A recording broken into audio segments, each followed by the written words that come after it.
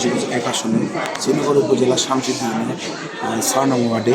তো আমি যদি বলি ত্রয়োদশ জাতীয় সংসদ গণভোট 2026 তথ্য অনুযায়ী ভোট কেন্দ্র রয়েছে 73টি, ভোট কক্ষ রয়েছে 425টি, আর ইউনিয়ন সংখ্যা রয়েছে 14টি। তো ওই শামসিদ্দি ইউনিয়নে আমরা যে বাইরে যারা কাজ করে আছে সকাল থেকে তাদের সাথে একটু কথা বলবো যে এখানে কিন্তু ভোটারদের উপস্থিতি আমরা দেখতে পাচ্ছি অনেক। আমরা কথা বলবো যে এখানে প্রার্থী রয়েছে, যে বিএনপির মনোনীত প্রার্থী শেখ মোহাম্মদ আবদুল্লাহ ও স্বতন্ত্র প্রার্থী রয়েছে মোহাম্মদ মমিন আলী। আর এখানে আমি একটু কথা বলতে চাবো সরাসরি এই স্বতন্ত্র প্রার্থী থেকে। ওয়ালাইকুম আসসালাম রহমতুল্লাহ বারাকাতুহু। আজকে যে আপনারা তো সকাল থেকে এখানে কাজ করতেছেন, ভোট কি নিরপেক্ষভাবে চলতেছে? ইনশাল্লাহ এই পর্যন্ত যা হচ্ছে 100% ফেয়ার এবং ফ্রি।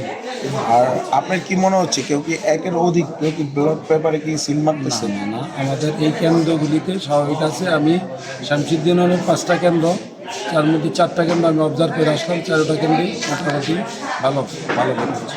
তো দর্শক, আমরা এখন কথা বলবো যে ধানের শীষের যে প্রার্থী যারা কাজ করতেছে এই জায়গায় শেখ মোহাম্মদ আবদুল্লাহ হয়ে তার সাথে একটু কথা বলবো। আসসালামু আলাইকুম। ওয়ালাইকুম সালাম রহমতুল্লাহ বারাকাতুহু। আপনি তো সকাল থেকে কেন্দ্রে আছেন, তো কতটুকু কি দেখলেন? কেন্দ্রে কি কোনো বিশৃঙ্খলা বা ভোটারদের কোনো হুমকি দেওয়া হচ্ছে এরকম কোনো ঘটনা আছে? না, আমি তারেক জিয়ার আদর্শ করার যে দল, সেই দলের একজন মনোনীত শ্রীমত থানা বিএনপির ভাইস প্রেসিডেন্ট।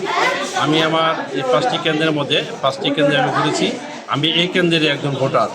আমাদের এখানে স্বতঃস্ফূর্তভাবে ভোটাররা ভোট দিতেছে এবং তারা এত বড় খুশি হয়েছে যে 17 বছর পরে তারা গণতন্ত্রের উদ্ধার হয়ে তাদের নিজের ভোট নিজে দিতে পেরে তারা অনেক উৎসাহিত এবং উদ্দীপনা আমাদের কাছে প্রকাশ করতেছে।